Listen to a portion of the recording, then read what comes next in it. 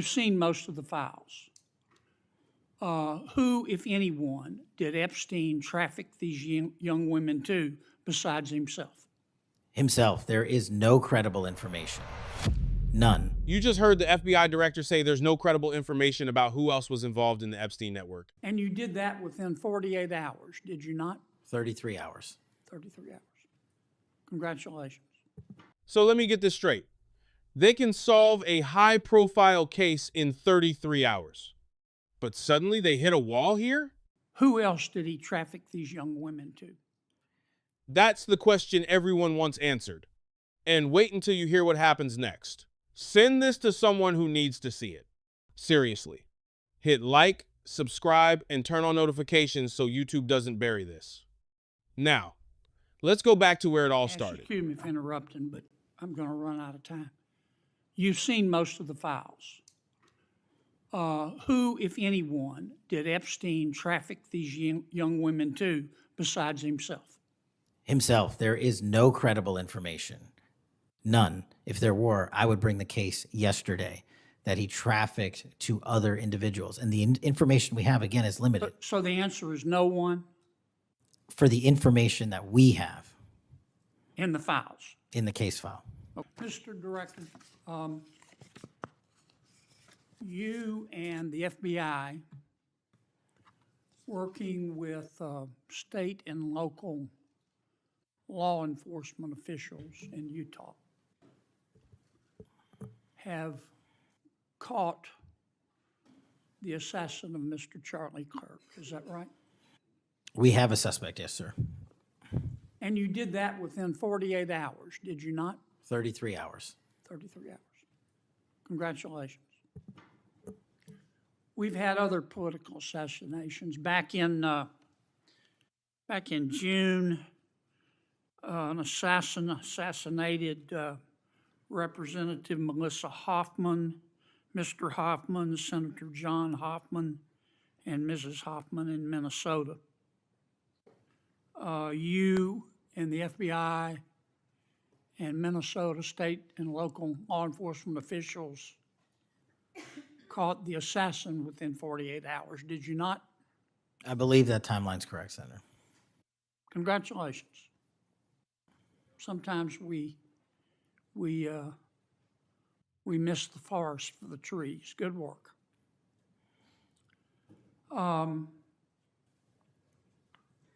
Did Mr. Kirk's assassin act alone? As I've said since the beginning, Senator, it is very much an ongoing investigation, and I can't speak to the state charges. That's for the state to address on their own, but we are providing them with the same investigatory findings we're parting the department. And as I noted to Senator, I believe it was Cornyn or Hawley, that there are a number of individuals that are currently being investigated and interrogated, and a number yet to be investigated and interrogated specific to that chat room. So we are very much in our ongoing posture of investigation. So others could have been involved. Yes, sir. Did you catch that? He's forcing the FBI to admit they can move fast when they want to. Let that sink in. I asked you this last time you were here. Kash, you remember Mr. Peter Strzok and Ms. Lisa Page? Yes, sir. Mr. Strzok was an FBI agent.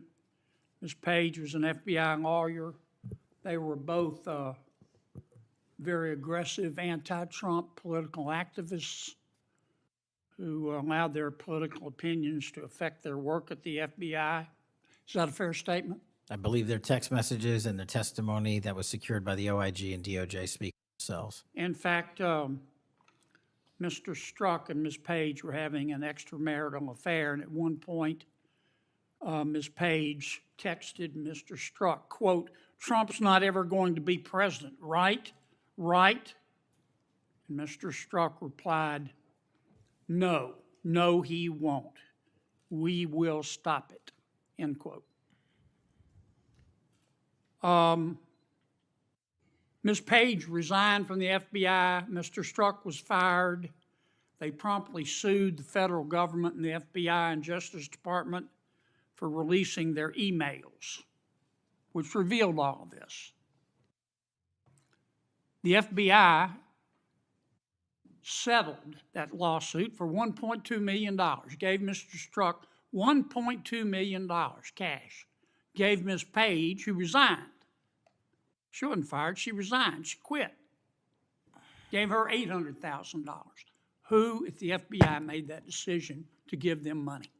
That settlement was reached in the Biden administration when my predecessor was the director. Who? Are you saying that Chris Wray did? The only people that can decide that settlement are the Attorney General in conjunction with the director and the administration.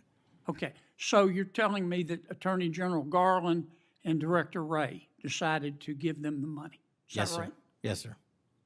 When you took over the FBI, did you find instances of where the Biden administration had politicized the FBI to prosecute its political agenda? Now, to be fair, supporters will argue this is a new FBI trying to clean up past mistakes. But here's the real question. Does that sound like accountability to you or damage control? Well, I won't speak for other people. Having been a target of that weaponization, having been a staffer on the House Intelligence Committee, having had the Justice Department weaponized against me for making the findings and leading the investigation of Russiagate, I know what that feels like. And that's why, as the FBI director, I'm committing to not ever have that ever happen again. But I'm also committed to fully investigating what was done, and that matter is still ongoing. So I assume, I take it your answer is yes. Yes, sir. And you're firing those people, is that right? Anyone that politicizes their job at the FBI will not work at the FBI. All right. I want to ask you about the Epstein files. Have you seen the Epstein files? I have not reviewed the entirety of it myself, but a good amount. Would it be fair to say that Mr. Epstein trafficked young women, including, in some instances, minors, for sex to himself?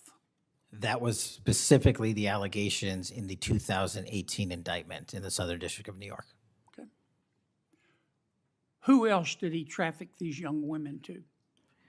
In terms of what the investigation, again, going back to 2008, Mr. Acosta, who limited the investigation and limited the search warrants and limited the parameters of the investigation, the only thing we are able to speak to publicly, because he was given a non-prosecution agreement by Mr. Acosta, is that first time period from, I believe, don't quote me on this, 97 to 2001-ish.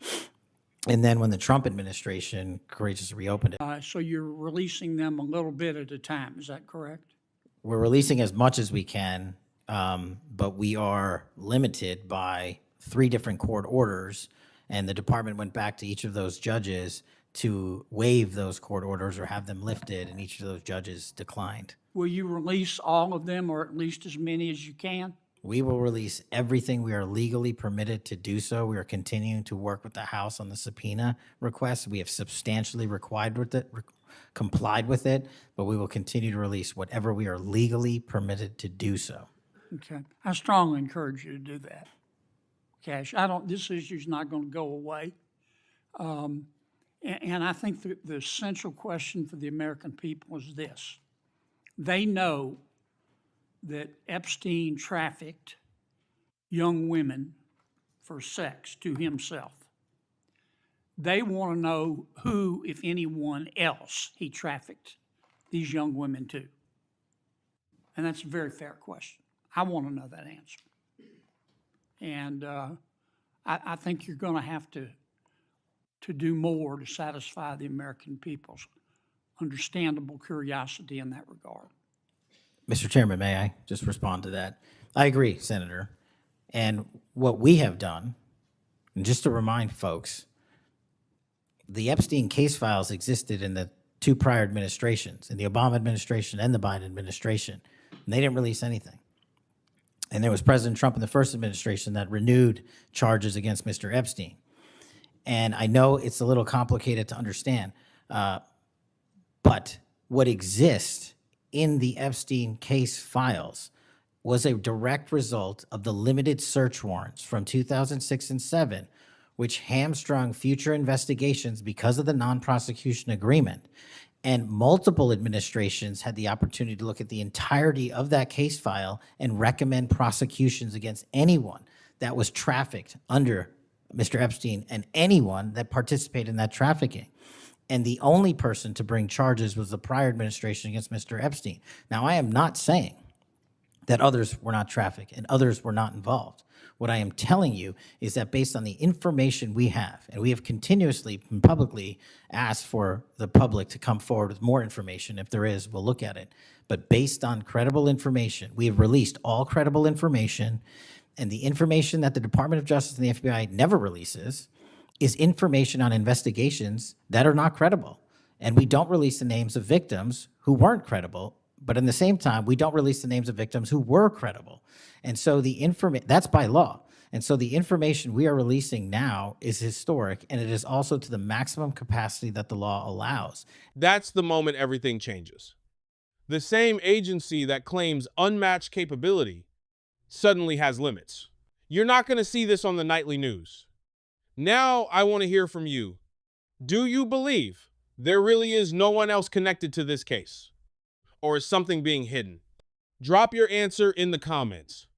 I'll pin the best one. And don't forget, like, subscribe, and join our Substack for deeper breakdowns.